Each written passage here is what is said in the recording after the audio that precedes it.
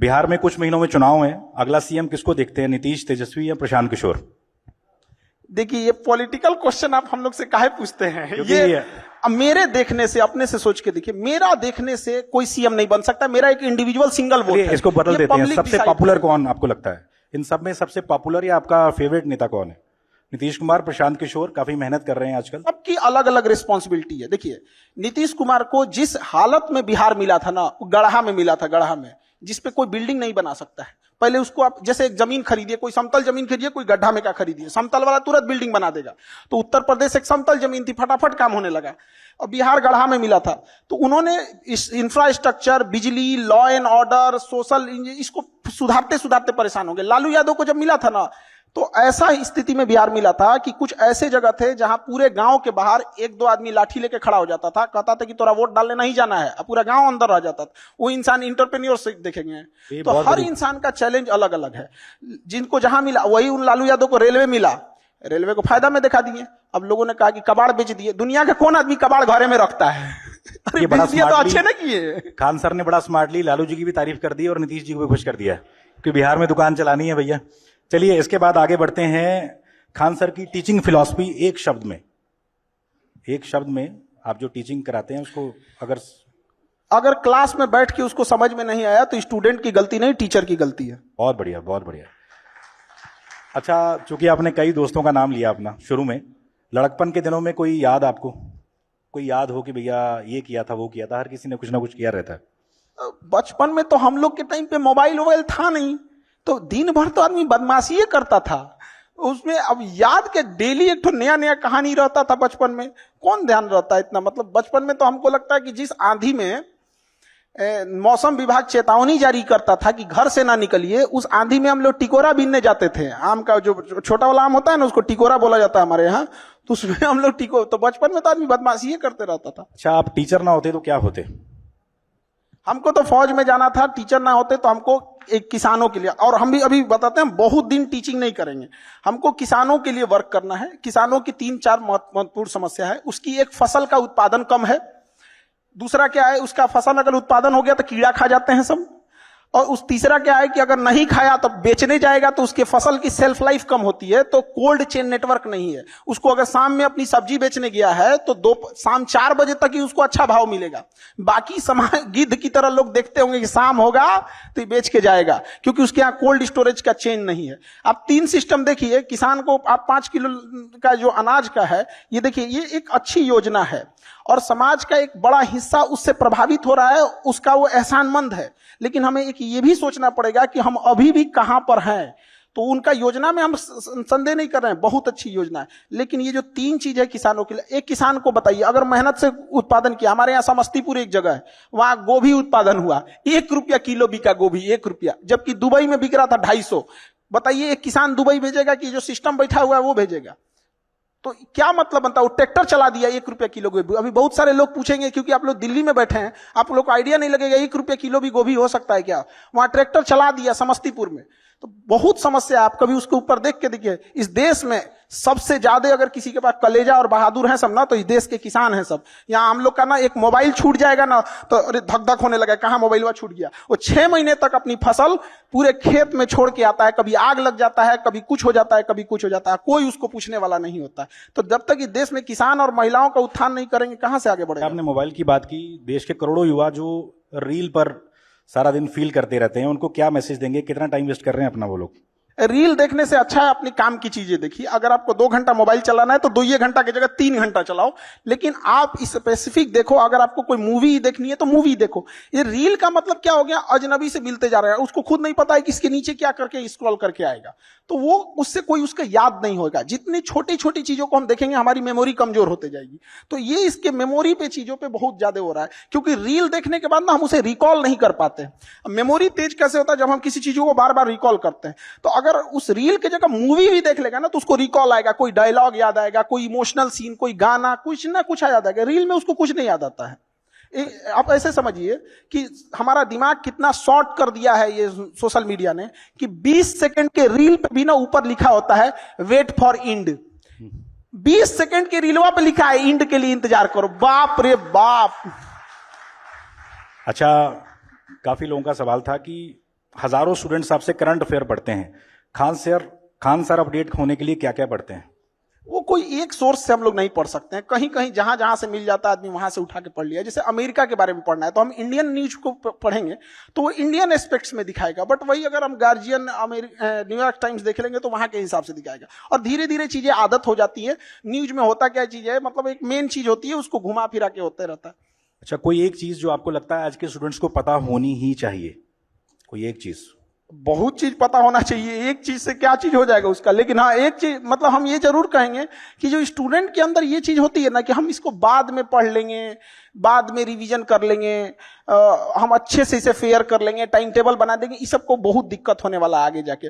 अभी नहीं तो कभी नहीं, जो आज करेगा वही कर सकता है। और बहुत परफेक्ट के चक्कर में नहीं पढ़िएगा। स्टूडेंट सबको देखते हैं एक बार फेयर करेंगे, एक बार रफ, कुछ नहीं, मिला पढ़ना चालू करो, चाहे जैसे भी। टेबल सजाएगा, पानी बोतल रखेगा, फिर उसको पानी पिएगा, नमकीन खाएगा, पढ़ने से पहले फिर वॉशरूम जाएगा, फिर पानी पिएगा, पगला गया, बैठ जहां पढ़ना है पढ़ वहीं पे। अच्छा, कोई आप स्टूडेंट्स की बात कर रहे हैं, सबसे अतरंगी सवाल जो किसी स्टूडेंट ने आज तक आपसे पूछा हो, कुछ याद हो आपको कोई किस्सा, किसी स्टूडेंट का सवाल? डेली 2-4 ठो अतरंगी आते ही रहता है सब यहाँ पे। हाल फिलहाल का बताइए। एक बार हम ज्योग्राफी पढ़ा रहे थे, नर्मदा नदी, गंगा नदी, तो एक स्टूडेंट आया, कहा कि सर ये नर्मदा नदी 2 नदी है क्या? हम कहे नहीं तो। कहते सर नाम देखिए ना, नर और मादा। हम कह रहे भाई साहब तू पागल कर देगा हम लोग को। अभी 1-2 दिन पहले तो हमेशा कुछ ना कुछ इस टाइप का आते रहेंगे। अच्छा, खान सर सबको डर लगता है, आपका सबसे बड़ा डर क्या है? किसी चीज से डर लगता है खान सर को?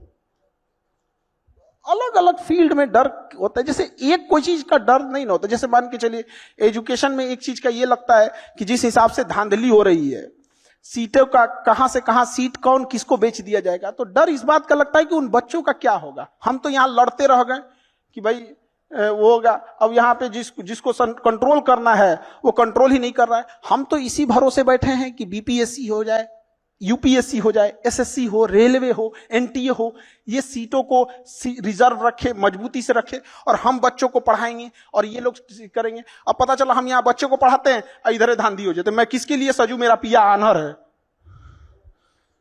अच्छा, 10 साल बाद खान सर, तालियां बज रही हैं अभी। अच्छा, 10 साल बाद खान सर खुद को कहाँ देखते हैं? क्या क्या सपना है आपका जो आप सच करना चाहते हैं? हम लोग प्रेजेंट में जीते हैं, 10 साल बाद जिंदगी कहां होगी आज से 10 साल पहले किसी को नहीं पता था 2015 में कि 2025 में क्या हो जाएगा। तो बहुत ज्यादा का प्रोजेक्शन नहीं होना चाहिए।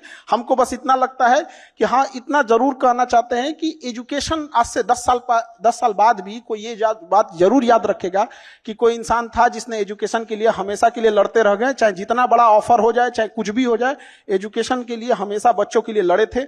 आज भी गवर्नमेंट से लड़ना कितना टफ होता है तो आप लोग को तो यहाँ देखते होंगे, वहां पे बच्चों के लिए तो लड़ते लड़ते आदमी तो हमेशा उन्हीं के लिए रहेगा। अच्छा, आपको लगता है कि भारत को जो रिस्पेक्ट अब दी जा रही है पहले नहीं मिलती थी, चूंकि आप टीचर हैं, क्या लगता है कि दुनिया में अब ज्यादा भारतीय पासपोर्ट की धाक की बढ़ी है अब पहले से? पासपोर्ट का तो उतना नहीं कह सकते। एक चीज हम लोग को समझना पड़ेगा, ये जो अंग्रेज है सब ना, या दुनिया जो भी है, तो ये हम लोग का इतना बड़ा मार्केट है, 140 करोड़ लोग हैं कि डरेंगे तो इनके बाप।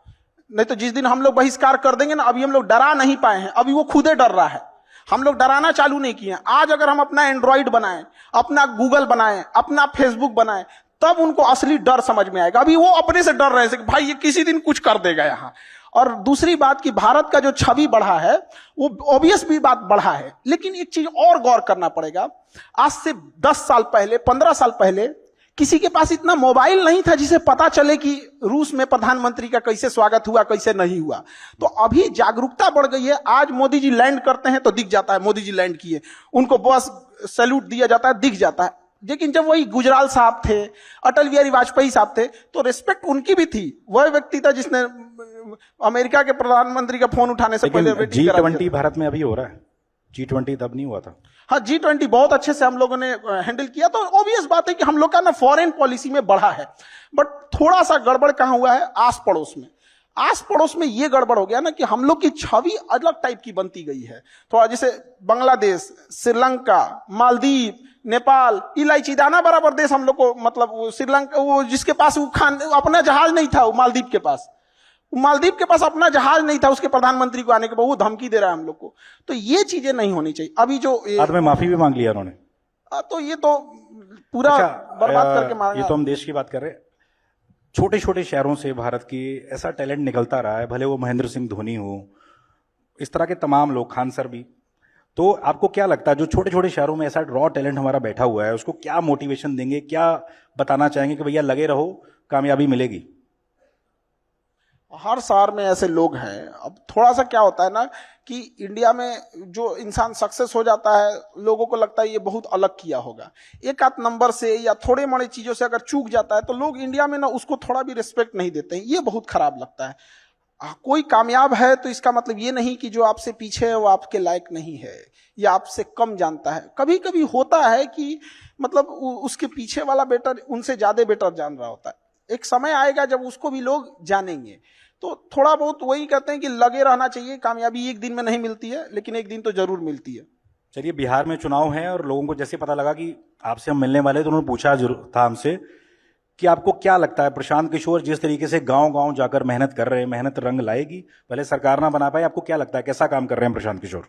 लोगों को जागरूक करना ये बहुत अच्छी चीज है। और एक व्यक्ति ने इतना हिम्मत दिखाया जो गांव गांव जाके पैदल चल रहा है। हम तो कहते हैं जागरूक ना करके कोई पैदलों चल के देखे कितना टफ होता है, गर्मी बरसात ठंडा।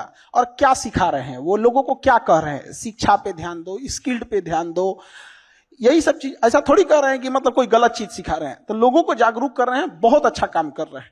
उनको नतीजों में भी देखने को मिलेगा, उनको जरूर। अच्छा, कल को कहें कि भैया खान सर जुड़ जाओ हमारे साथ? आप लोग हमको ना, पता नहीं, हमको कभी कभी लगता है कि हम पढ़ा रहे हैं तो आप लोग हमको ये नहीं कहते हैं कि पढ़ाइए, बार बार हमको उधरे क्यों खींच के लेके जाते कि आप कह रहे हो बहुत अच्छा काम कर रहे हैं। चलिए, इन्होंने नीतीश तो मतलब हम क्या कहते, खराब काम कर रहे हैं। इन्होंने नीतीश जी की तारीफ कर दी, लालू की तारीफ कर दी, प्रशांत किशोर की तारीफ कर दी। बिहार में चुनाव है,